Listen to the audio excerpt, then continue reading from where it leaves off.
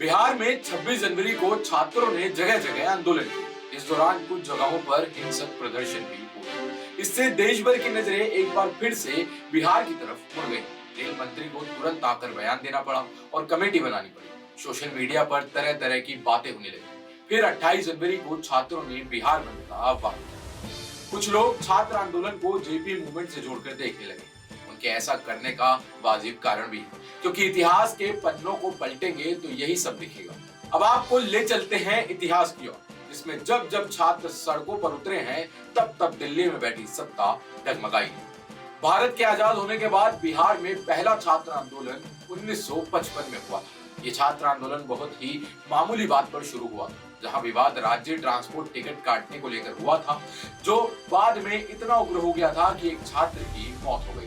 इसके बाद यह आंदोलन इतना उग्र हो गया कि बाद में तत्कालीन प्रधानमंत्री पंडित जवाहरलाल नेहरू को पटना आना पड़ा। फिर भी आंदोलनकारी छात्र नहीं माने थे। इसके बाद उस समय के ट्रांसपोर्ट मंत्री महेश सिंह को इस्तीफा देना पड़ा था। अब आते हैं 1967 के छात्र आंदोलन, जब गांधी मैदान के ठीक बगल में मोना टॉकीज और तमाम बिल्डिंगों में आग लगा दी गई। उस समय केवी सहाय मुख्यमंत्री थे। बाद में वो चुनाव हार गए और महामाया सिन्हा मुख्यमंत्री थे। महामाया सिन्हा ने इस आंदोलन में छात्रों का साथ दिया था।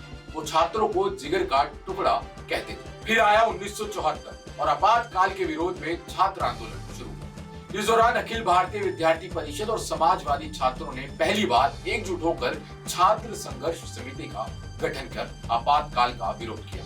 इसके लालू प्रसाद यादव अध्यक्ष चुने गए थे और सुशील कुमार मोदी महासचिव चुने गए। इस आंदोलन में नीतीश कुमार की भी सक्रिय भूमिका रही थी। आपातकाल के विरोध प्रदर्शन के दौरान बहुत से छात्रों को बेरहमी से पीटा गया, उनको जेल में बंद कर दिया गया। नेतृत्व विहीन आपातकाल का आंदोलन को नई ऊर्जा के लिए जयप्रकाश नारायण को छात्रों द्वारा आमंत्रित किया गया और उसके बाद उन्होंने संपूर्ण क्रांति का नारा दिया। बाद में जेपी के नेता भी बने। फिर भड़की चिंगारी 1990 में, जब मंडल आयोग के विरोध में छात्र आंदोलन किया गया था। यह आंदोलन स्वर्ण वर्ग के छात्रों द्वारा शुरू किया गया था, जब वीपी सिंह सरकार ने 1990 में मंडल आयोग की रिपोर्ट को लागू करने की घोषणा की थी। ये छात्र आंदोलन बहुत पहले तो असंगठित था, लेकिन बाद में राजनीतिक दलों की ओर से इसे संगठित तरीके से आयोजित किया गया। आंदोलन की मुख्य मांगे जाति पर आरक्षण को हटाने और आर्थिक विचारों के आधार पर आरक्षण का समर्थन करना था। फिर आया 2010 और 8 फरवरी को कोचिंग संस्थानों के खिलाफ छात्रों का आक्रोश फूट पड़ा। यह आंदोलन एक निजी कोचिंग संस्थान में हुई एक घटना से शुरू हुआ।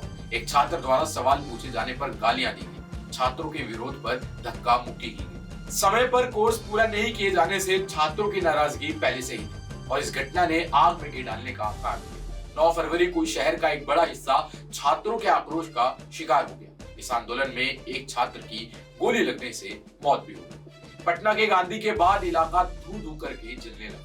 आंदोलन 3 दिनों तक लगातार चला। तब बिहार सरकार ने कोचिंग विधेयक लाने की बात कही। तो यहाँ से ये हम जान सकते हैं कि जब जब छात्र सड़कों पर उतरे हैं तब तब देश में कोई ना कोई बदलाव जरूर हुआ है। लेकिन अभी जो आरआरबी एनटीपीसी को लेकर छात्र सड़कों पर उतरे हैं, क्या वो बदलाव ला पाएंगे या नहीं, ये देखने वाली बात है। लेकिन आप कहीं मत जाइए, देखते रहिए ग्लोबल आउटलुक न्यूज़। वीडियो को लाइक करें, शेयर करें और चैनल को सब्सक्राइब करना ना भूलें। मैं तुषार, धन्यवाद।